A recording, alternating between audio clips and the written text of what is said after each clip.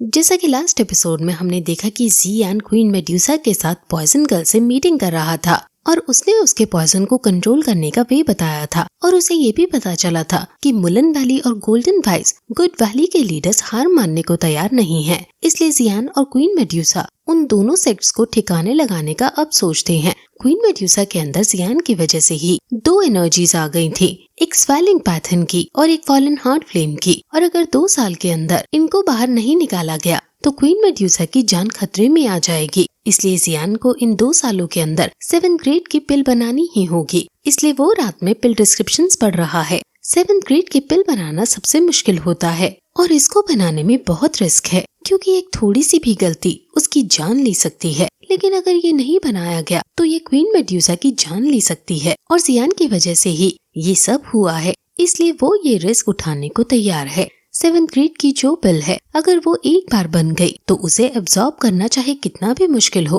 Queen medusa वो कर ही लेगी, क्योंकि क्वीन मेड्यूसा की ब्लड लाइन रॉयल है।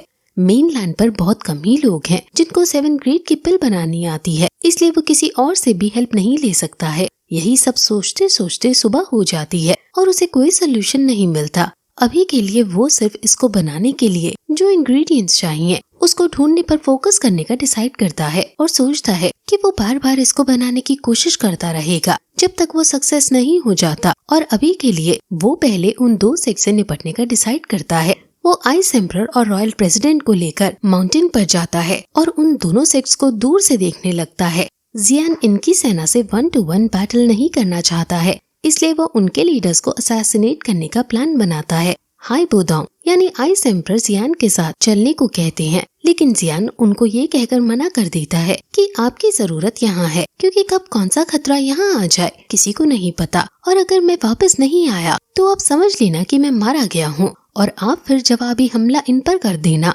ये सुनकर हाई बोडोंग कहते हैं कि तुम ऐसे नहीं मर सकते हो। फ्लेम अलायंस और गामा एम्पायर की सारी आशा तुम पर है और तुम्हारे बिना इनका मनोबल पूरी तरह से टूट जाएगा। लेकिन अब जियान के पास और कोई चारा भी नहीं था।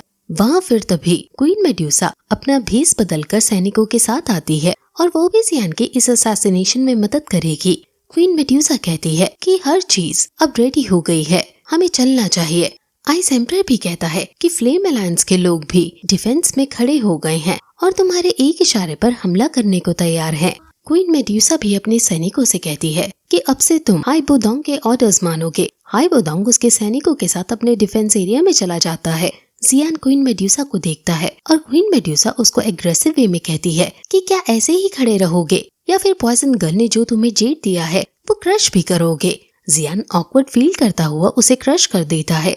जियान क्वीन मेड्यूसा से दुखी होते हुए कहता है कि मैं अभी तक हेवनली सोल ब्लड मेल्टिंग पिल को रिफाइन नहीं कर पाया हूँ, लेकिन जैसे ही मुझे इंग्रेडिएंट्स मिलेंगे मैं इस काम को तुरंत शुरू कर दूंगा और फिर हम 2 साल के अंदर अंदर जरूर कामयाब होंगे। क्वीन मेड्यूसा भी जियान के इतने हार्ड ट्राई को देखकर खुश है और फिर तभी वहाँ पॉइजन गर्ल का भेजा हुआ एक मैप उनके सामने आता है और इस मैप को पढ़कर उन्हें समझ आ जाता है कि यान ल्यूटन नॉर्थ में है और मुलन सेक्ट के वो 3 एल्डर्स वेस्ट में है। उन्हें उनको एग्जैक्ट लोकेशन भी पॉइजन गर्ल से मिल जाती है।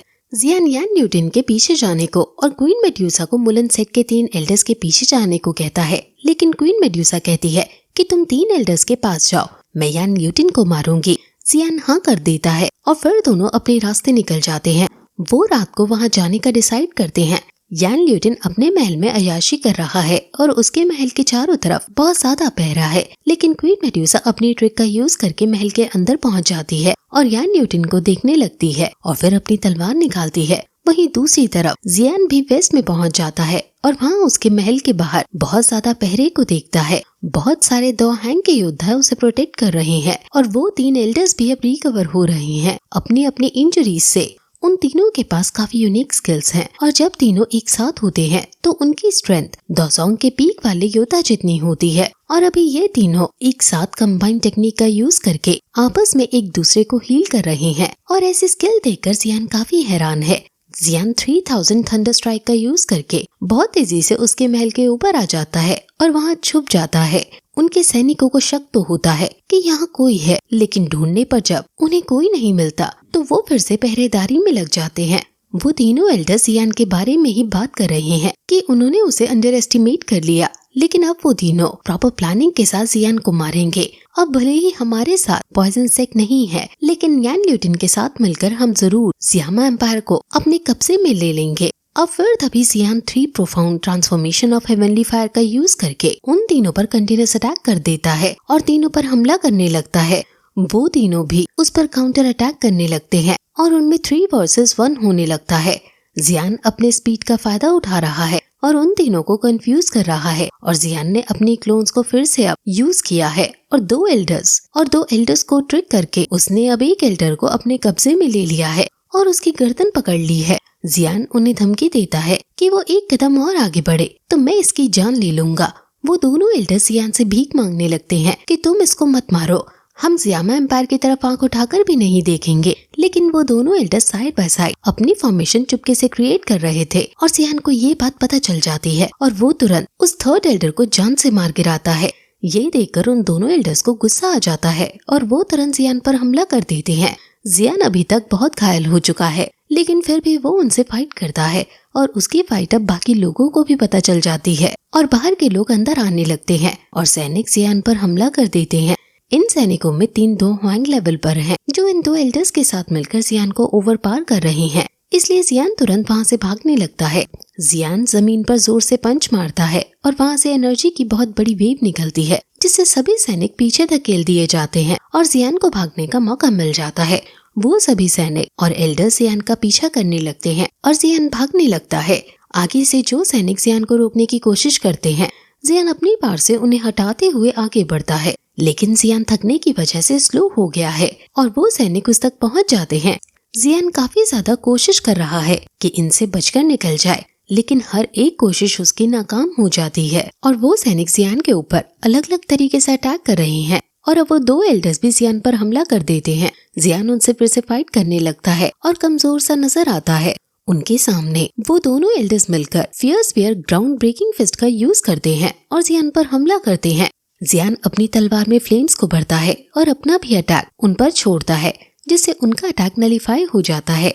जियान फिर से भागने लगता है, लेकिन अब वो एल्डर्स अपनी कंबाइन अटैक फॉर्मेशन बनाकर जियान पर छोड़ते हैं और जियान के पास बुद्धा लोटस एंगर फायर को यूज करने के अलावा और कोई चारा नहीं बचता।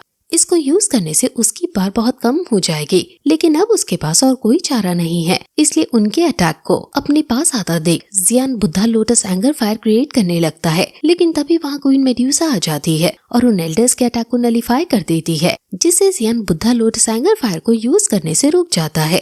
जियान के मुँह से खून आ रहा है।